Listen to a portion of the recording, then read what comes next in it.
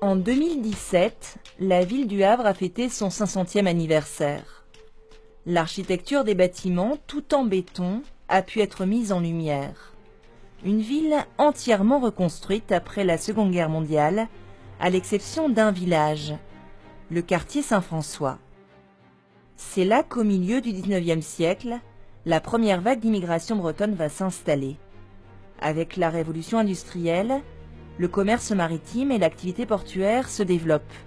Il faut des bras, le Havre devient une destination prisée par les Bretons issus du milieu rural, peu fortunés.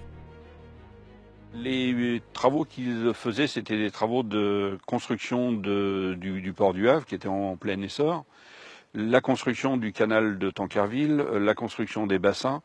Un peu plus tard, ils sont rentrés dans la métallurgie, avec notamment une usine comme l'usine Nickel, qui était une usine qui avait un fort taux de personnel breton.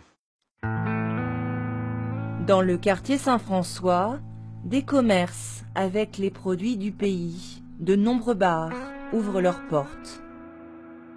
Mais la population bretonne a parfois du mal à s'intégrer avec le reste de la population, d'autant plus que beaucoup ne parlent que le breton. Bah oui, il y a une stigmatisation de toute façon contre l'étranger en général, un peu partout. Moi je me souviens quand j'étais gamin, combien de fois j'ai entendu dire ah ben les Bretons ils viennent nous voler notre travail quoi. C'est bon, chose qu'on retrouve maintenant avec d'autres populations. Un siècle plus tard, le Havre est détruit par les bombardements. Une nouvelle vague d'immigration bretonne arrive. Beaucoup d'ouvriers du bâtiment gardent cette fois-ci la famille au pays. Pour rentrer en Bretagne, le voyage en train est très long. Apparaissent alors les taxis bretons qui voient le jour. Il n'y a pas de hasard dans le quartier Saint-François.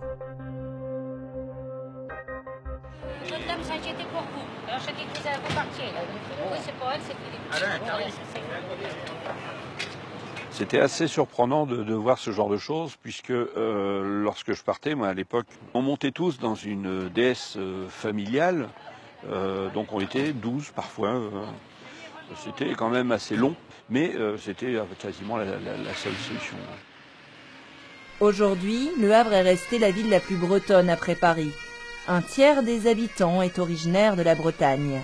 Chaque année, le quartier Saint-François continue de célébrer la Bretagne au moment de la Saint-Yves, avec 2 jours de festivités.